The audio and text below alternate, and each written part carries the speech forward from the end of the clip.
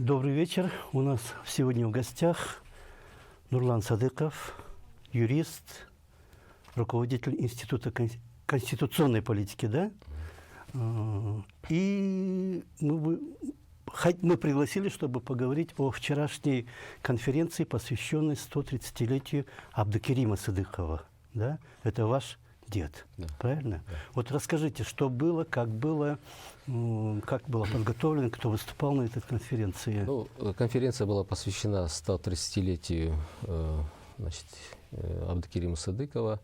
Дело в том, что 10 лет назад, когда мы хотели праздновать 120-летие Абдукерима Садыкова, то в условиях прежнего политического режима, еще до революционного режима до 2010 года, почему-то они спустили на тормозах это мероприятие и так и не отметили. И вот в этом году я еще раз попытался, чтобы провести такое мероприятие юбилейное, я обратился в аппарат президента Кыргызской республики и нашел поддержку. Вот. Вчера буквально на конференции советник президента Султан Раев зачитал приветственное слово от имени президента Кыргызской республики, который пожелал успехов участникам конференции. Это было очень приятно. Вот. Ну, на конференции выступил один из главных, так сказать, исследователей биографии, жизни, роли Абдукерима Садыкова. Это профессор Зайнидин Карпекович Курманов, который описал вот эти основные вехи его деятельности. Вот. Я презентовал семейные фотографии на этой конференции. И на этой конференции еще выступили ряд профессоров, ученых, преподавателей, которые также излагали свое мнение о роли Садыкова в становлении государственности Кыргызской республики. Ну, хотелось бы отметить основной момент, то, что Абдукерим Садыков, он был один из инициаторов в 1922 году создания горной области. Это была попытка создания первой формы государственного устройства, правления на территории, где проживают кыргызы. Без санкций Москвы. Без санкций Москвы, да. То есть Туркестанская ССР, мы входили в состав Туркестанской ССР, но этот призыв Садыкова получил определенную поддержку снизу, но не нашел поддержки со стороны Москвы. Москва запретила, то есть в то время комиссию по национальным меньшинствам возглавлял Сталин, и он запретил вот эту идею саму создания государственности кыргызов. Но буквально через 2 года, как им всем известно, в 1924 году была уже создана автономная область, Каракыргызская автономная область, но уже без участия Садыкова. Вот. А в дальнейшем это... Он куда-то уезжал, по-моему, Да, он уезжал в Ташкент работать, но в любом случае он участвовал в организации вот этих мероприятий. И в дальнейшем это послужило основанием для его политического преследования. В 1934 году его арестовали, и уже в 1938 году его расстреляли. Мы до сих пор сегодня не знаем, к сожалению, где это место расстрела, так и не нашли это место. Вот. Надеемся, что архивные материалы будут раскрыты в ГКМБ, и мы, может быть, что-то можем обнаружить. Какое-то короткое время эти архивы были открыты, да, вот во время перестройки или вот первый год независимости, а потом снова закрыли, и все ученые жалуются. Да, в начале 90-х годов это был такой своеобразная вспышка информационной свободы, и начали открываться архивы. И вот благодаря вот этим архивным открытым данным Зайнидин Карпекович нашел большой пласт вместе с академиком Плоских. Они нашли большой этот пласт, связанный с репрессиями 30-х годов, начали опубликовать статьи, различные материалы, но затем эти архивы были закрыты. Видимо, было, как говорят, связано с тем, что могут пострадать лица, которые имели отношение к тем доносчикам, которые доносили. О них они заботятся, да? Да, о них заботятся, но, к сожалению, о тех людях, которые внесли определенный вклад, к сожалению, сейчас эта информация закрыта. И стали жертвами, да, о них уже не так заботятся, да? Интересно. Вот это... Но сейчас, говорят, работает комиссия, межведомственная комиссия по раскрытию этих архивов. Надеемся, что эта работа продолжится в дальнейшем. И вот после 22 года, когда вот это, там же даже съезд был организован, правильно? Вот в Бишкеке со всех регионов приехали люди, которые сами по своей инициативе. Но вот это самое главное, что Москва об этом не очень знала, и они просто испугались, наверное, что Да. это такое, такая инициатива снизу, и запретили. И вот этот съезд тоже Абдукерим Садыков Да, организовал, да? он стоял во главе, был одним из организаторов этого съезда со своими соратниками. Они учредили этот съезд. Ну, можно сказать, что это одна из форм создания первой формы государственности вот Да, на современном этапе, потому что именно государство создается на таких учредительных съездах, на учредительных съездах. Формально это было именно вот такое учреждение новой республики, но, к сожалению, вышестоящее руководство из Москвы запретило эту идею. И, в общем-то, но в любом случае она дала толчок этой идее. И в 1924 году, как я уже говорил, эта идея стала воплощаться уже Там уже на Юсуп практике. Абдрахманов, который работал Да. в Москве, Да. он уже продвигал. Но потом Абдукерим Садыков его как-то изолировали, да? Или как-то... Да, его изолировали, он работал долгое время в Ташкенте, но потом Юсуп Абдрахманов, он считал его своим учителем, он пригласил его из Ташкента опять во Фрунзе на работу в государственных учреждениях, он работал в Госплане, и, значит, именно из-за того, что он пригласил его на работу во Фрунзе, опять возвратил его, это тоже стало одним из оснований в дальнейшем для преследования самого Юсупа Абдрахманова. Одна из причин, да? Одна из причин была, да. Хотя у него были там еще другие какие-то основания, вот, его воззрения идеологические какие-то, но это тоже была одна из причин, что вот поддержал вот такого одиозного политика. И Садыков был одним из организаторов, активных деятелей Туранской партии, правильно, да? Да, да. Вот. Это было, вот, очень хорошо об этом пишет в своих работах Зайниддин Карпекович Курманов. Он описывает эти события, создание социал-туранской партии, партии Алаш, непосредственно вот с казахскими деятелями. И вчера на конференции он осветил этот участок, этот этап, исторический этап работы Садыкова. И скоро выйдет новая книга Зайниддина Курманова об этом историческом этапе, вот, о создании партий, вот этих политических партий на территории Казахстана, Кыргызстана. Вы сами не писали? Нет, О своем деде? я не писал, потому что это так достаточно ответственная работа, надо знать исторические аспекты какие-то.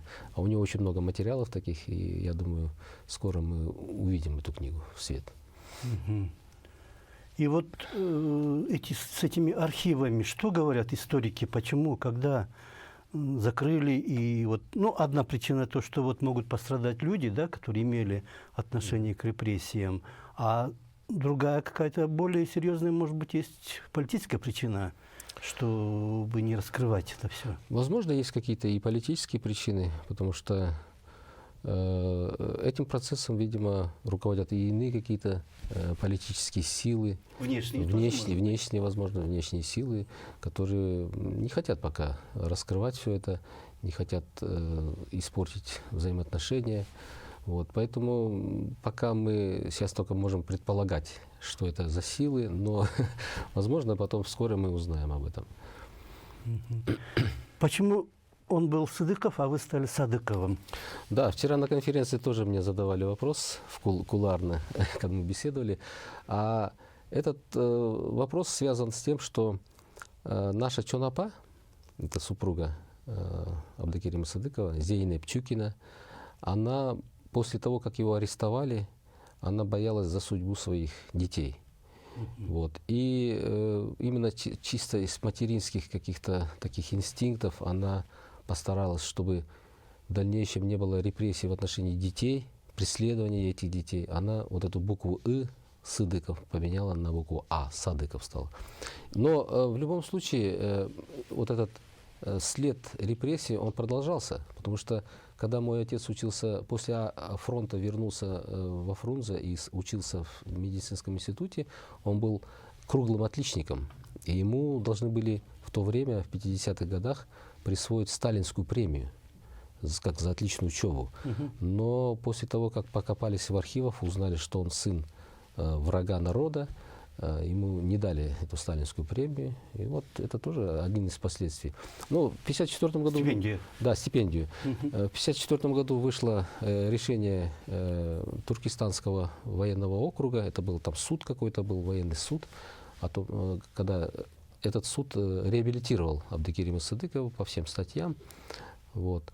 Но в любом случае вот это влияние, вот это политическое влияние, вот этот ярлык врага народа, он долго-долго оставался.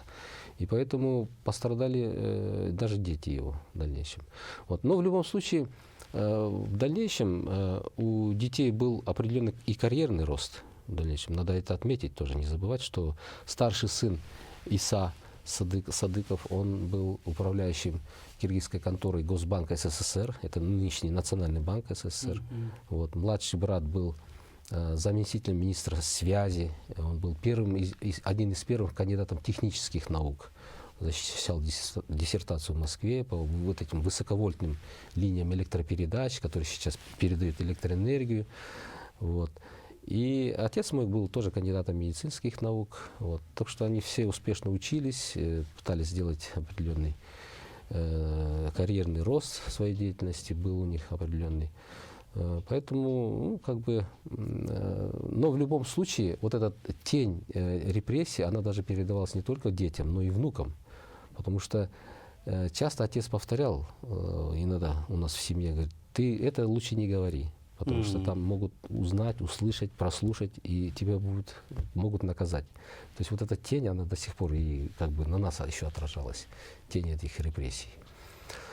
Вот. Слава Богу, сейчас иные времена наступили, мы можем более свободно говорить, мыслить, думать.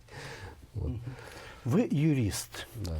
И вот на последнем процессе вы защищали Осмона Атыкпаева, да, бывшего министра энергетики. Вот какие особые моменты вы хотели бы отметить? Ну, в этом деле, когда я познакомился с материалом уголовного дела, это было в январе 2019 года, я тогда уже написал краткие заметки, выводы, анализ своему клиенту о том, что в этом деле не хватает правовых аргументов. И в этом деле есть определенные недочеты. То есть буквально за 1 месяц я изучил это все дело, хотя оно было очень большое, 54 тома. Но это дело, оно фактически вытекает из каких-то, не из уголовного дела, а из административных отношений. То есть следователь описывает, как принималось, проекты распоряжений готовились, акты правительства готовились. И в конце концов все это уперлось в принятие закона о ратификации кредитного соглашения между Эксимбанком и правительством Кыргызской республики. Правительство или электрические станции подписывали? Нет, первое кредитное соглашение было подписано между электрическими станциями и компанией TBA, китайская компания, это подрядчик. А в дальнейшем было подписано кредитное соглашение о выделении средств между Эксимбанком и правительством, и затем это кредитное соглашение было ратифицировано законом Кыргызской республики о ратификации. То есть парламент принял это свое законодательное решение. Но что удивительно, в этом законе, когда одобрили кредитное соглашение, есть ссылки и на соглашение с компанией TBA и электрических станций. То есть отсылочные нормы идут. Достаточно сложно там. Да, если когда следствие говорит, что вот заключили невыгодный контракт для Кыргызской республики, то почему тогда парламент законом утвердил этот контракт между электрическими станциями и компанией TBA? Я всегда спрашиваю, а где логика тогда? Если закон утвердил эти все схемы, так сказать, то почему обвиняют людей? Вот. Другой вопрос. Такая задумка была, чтобы потом возможно, обезопасить себя. Да. И вот когда следствие там подозревает всех в каких-то нехороших делах, то это надо делать все-таки более логично. Выстраивать, потому что мотивировка следователя должна строиться на законах логики.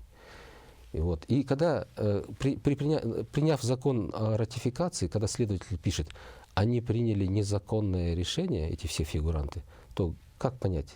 Незаконное решение, если принят закон о ратификации. Ратификация узаконила все. Да, она фактически узаконила, легитимизировала все действия. Другой вопрос, если у следователя есть подозрения в каких-то злоупотреблениях в полномочиях. Ну, надо писать тогда прямо об этом, а не предъявлять коррупцию. Детально все. Да, а не предъявлять коррупцию, да. Ведь коррупция связана с тем, что субъект вот это преступление, да, он должен взять, обязательно получить какую-то выгоду, взятку. Вот. Ну, о взятке речи вообще ни одного слова не сказано.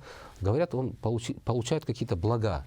Но какие блага? Это карьерный рост. В чем это выражается блага? То есть ничего об этом не написано. Например, тот же Артыкбаев, он ушел в отставку, будучи министром энергетики, ушел в отставку в 2014 году. Или премьер-министр Сатыбалдиев ушел в отставку тоже в 2014 году. О каком карьерном росте может идти речь? Если... А это написано, да? Да. То есть как они могли там получить какие-то блага? Если это получение взятки, то пишите об этом прямо, что они кто-то получил взятку, да, и надо доказать это. Но слова нет о взятке. Поэтому я немножко удивился от такой логической структуре обвинительного заключения следствия. Вот. Но сейчас суд принял свой приговор, вынес. Завтра... Уже получили вы? Нет, к сожалению, мы еще не получили. Только завтра будет готов этот приговор, потому что достаточно объемный материал. Вот. И завтра мы приступим к изучению аргументов уже непосредственно суда первой инстанции. Вот. И в дальнейшем, наверное, будем подавать апелляционную жалобу. Ну, там вот эта ратификация. Ну, всем понятно, что это было, как бы сказать, грубо говоря, заставили парламент. Но тогда возникает вопрос, а что это за парламент, да? Если его можно заставить что-то делать. Ну, точно так же про министров, про этих по субординации, кто выше, кто ниже был. Там же на том уровне намеком можно человеку, подчиненному или там в правительстве министру сказать, на что-то намекнуть, и он понимает, что надо делать, хотя внутренне понимает, что так нельзя делать, но сплошь и рядом такие вещи. Удивительно, вот, когда следствие применяет такие сравнения, например, говорит, министр энергетики добился принятия закона в парламенте. И когда мы задавали вопрос там всем людям, свидетелем, а как можно добиться в парламенте? Он что, оказывал силовое давление, запугивал министра энергетики? Каким образом он мог добиться? Причем следователь не пишет, каким образом добился. Это добился путем запугивания, давления или путем убеждения, или путем убеждения, или подкупа. Ни слова не сказано. Добился принятия закона ратификации. Ну, как вы думаете, вот как журналист, есть ли здесь логика? Нет, конечно, нет, в принципе-то в целом, наверное, логика есть. Мы все знаем, как там назначали премьер-министров. Например, когда вот Амангельд Муралиев был премьером, вместо него стал за одну ночь все настроения в парламенте изменились, и вместо него стал Бакиев, например. Или другие, много таких случаев, когда чуть ли не за деньги там раздают определенную сумму депутатам, чтобы они так проголосовали. Ну, вот такая наша действительность. Но следствие все-таки в любом случае должно быть очень точным и очень... Формулировки, они должны быть, конечно... Вот вы правильно заметили, к сожалению, уровень следствия у нас очень сильно упал. Качество следствия очень сильно упало. Когда следователь рассуждает о каких-то законах, административных процедурах, он совершенно не понимает их сути. Например, вот он пишет, что согласно регламенту министр должен был устранить замечания и предложения министерств. Но как можно устранять замечания и предложения министерств, если в регламенте прописано, что проект распоряжения правительства, любого акта, вносится именно с замечаниями и предложениями министерств? Для этого и есть министерство. Да, это для чего сделано? Для того, чтобы в правительстве уже могли обсуждать эти замечания и предложения. Каким образом? Принимать или не принимать. Сам министр, допустим, энергетики не может знать, не компетентен знать о замечаниях, наверное, Министерства экономики, или он не компетентен знать о замечаниях Министерства иностранных дел или Министерства финансов. Вот. Но более того, если мы заглянем в содержание этих замечаний, то здесь тоже следователь не заметил существенных таких как бы оснований. Например, пишет, что надо было проводить тендер на вот этот проект, но согласно закону об электроэнергетике тендер на станции свыше 30 мегаватт не проводится. Так и написано, не проводится. То есть эта станция была с мощностью 300 мегаватт. То есть тендер она не проводится. Это как бы прямое соглашение между правительством и другой стороной, Общая мощность китайской 300 стороной. с чем-то, да? 300 мегаватт. Ну, 1/3 300 мегаватт. модернизировалась. Ну, говорят, что построена была 1/3 строительства, но в любом случае строительство занимало очень большую часть вот этого проекта. Пусть 1/3, пусть, но в любом случае нельзя так применять закон. Если 1/3, то это в любом случае говорит о том, что тендер на строительство не проводится таких станций. Вот. Потом было очень много интересных дискуссий в суде по поводу замечаний Министерства иностранных дел. Они говорят, То, что Оскар Бешимов говорил. Да, они говорят, что нарушается суверенитет, иммунитет, но мы привели аргументы, что суверенитет не нарушается, потому что в данном случае заключается сделка на территории Кыргызской республики, строится объект здесь остается. Если что касается иммунитета, то иммунитет, он распространяется на дипломатические учреждения. И как можно было писать о нарушении иммунитета какого-либо?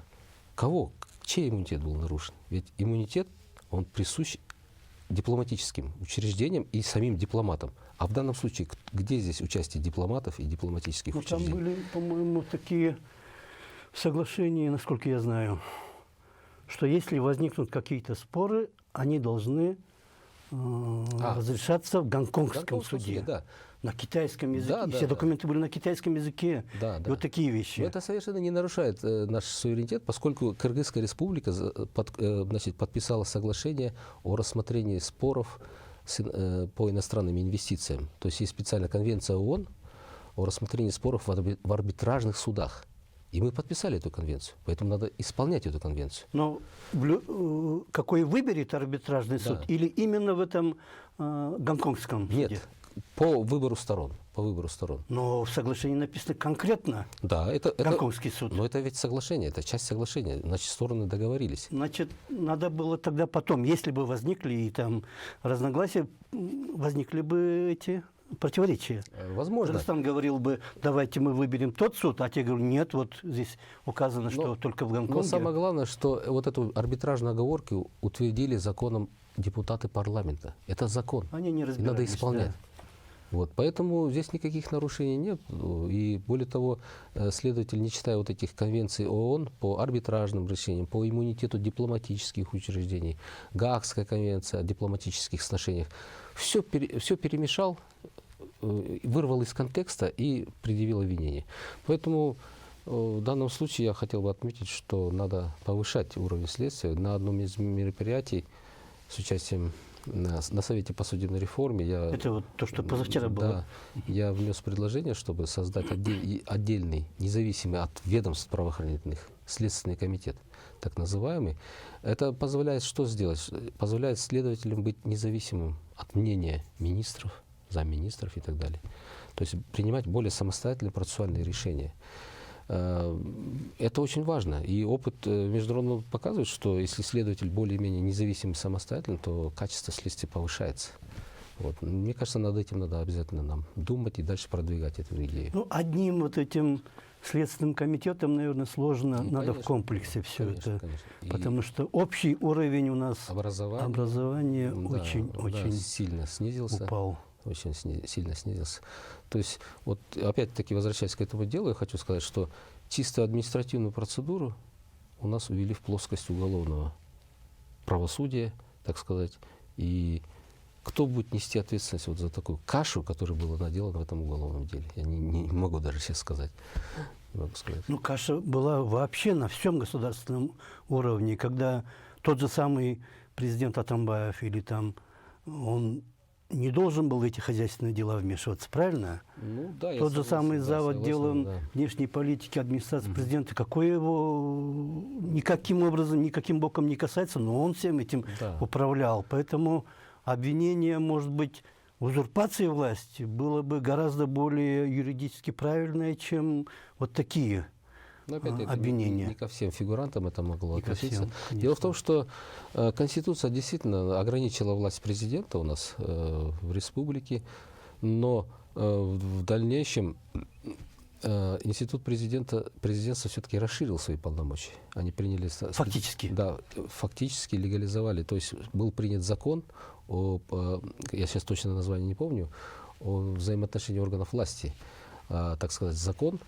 И в этом законе были немножко расширены полномочия президента. И вот мы наблюдали, видимо, вы сами чувствовали влияние президента, Конечно, института президентства в целом на нашу жизнь, на экономику, на Всё политику. месте. Да. Все это решалось. Но кто не должен нести ответственность? Ведь и парламент в этом тоже участвовал, в принятии этого закона. Почему никто не сказал, что это неправильно, это не по Конституции? Почему никто не обратился в Конституционную палату? Вот. А сейчас вот в рамках этого дела все шишки посыпались на Исполнителей. на исполнителей. Министр финансов Лаврова, какие-то работники электрических станций. Они тут при чем? Они тут при чем? Нет, причем-то они при чем, но не они принимали решение. Да, и я бы сказал даже, что и они ни при чем. Они участвовали только в чисто административной процедуре. Процедура, которая предусмотрена, например, законом об административной деятельности, административных процедурах. Есть такой закон. Он был принят попозже, в 2015 году. То есть вот именно нехватка квалификации сегодня очень большая проблема именно на стадии следствия. На всех уровнях. И на всех уровнях, наверное, властных. Вот насчет Конституционной палаты я просто маленькую ремарку могу сделать. Когда против нас подавали в суд от имени президента, генеральный прокурор, это было антизаконно, потому что закон о гарантиях деятельности президента от 2003 года противоречил Конституции. Да. Мы подали заявление в Конституционную палату, и что вы думаете? Они же хотели все это утвердить. Да. И мы не могли забрать назад свое заявление, чтобы они не утвердили. Если бы Конституционная палата утвердила, получилось бы, что все, что делает генпрокурор и подает в суд президент, все законно, оказалось бы. И мы не было бы смысла в дальнейших судах. И мы хотели забрать назад, и нам же не возвращали долго. Да. До чего довели вообще любую юриспруденцию в стране. Да, я тоже был участником этого процесса, я тоже подписывал это ходатайство. Да. И потом хотел отозвать свою подпись, чтобы потом в дальнейшем подать еще раз это ходатайство. Мне сказали, все, вот вы уже подписали, никуда не денетесь. Вот если Конституционная палата, все суды на всех уровнях настолько политизированы и зависят от одного человека или 2-3 человек, о чем вообще можно говорить, о какой... И это же деградировало все. Буквально все. Ну, к сожалению, вот эти процессы, они продолжаются. Вопрос деградации государственного управления, к сожалению, сегодня стоит очень налаживать, остро. Это же разломать можно быстро, за 6 лет разломать, а восстанавливать 60 лет, может быть, придется. Да. И поэтому здесь очень важно политическая воля, какая-то новая политическая струя для того, чтобы остановить эти деградационные процессы и начать опять какие-то движения вперед. Я не говорю реформы, хотя бы движения вперед, потихоньку, шаг за шагом. Это очень важно для нас. Вот. Поэтому, вот, как я говорил уже, на основе заключения следователя по этому делу, по модернизации ТЭЦ, правительством было принято решение о том, что в регламенте не должно быть замечаний и предложений министерств. То есть при внесении проекта в правительство никаких замечаний и предложений уже нет. В чем смысл тогда? Это опасная вещь создается, что теперь все министерства должны петь под одну дудочку, единогласно голосовать за любой вопрос, не иметь своего мнения. Я уже говорил об этом, что у власти, у исполнительной власти, должны быть дискреционные полномочия, то есть это вопрос, связанный с принятием решения. Как принимать решения? Да, за, учитывать надо мнение других министерств, других отраслевых учреждений каких-то.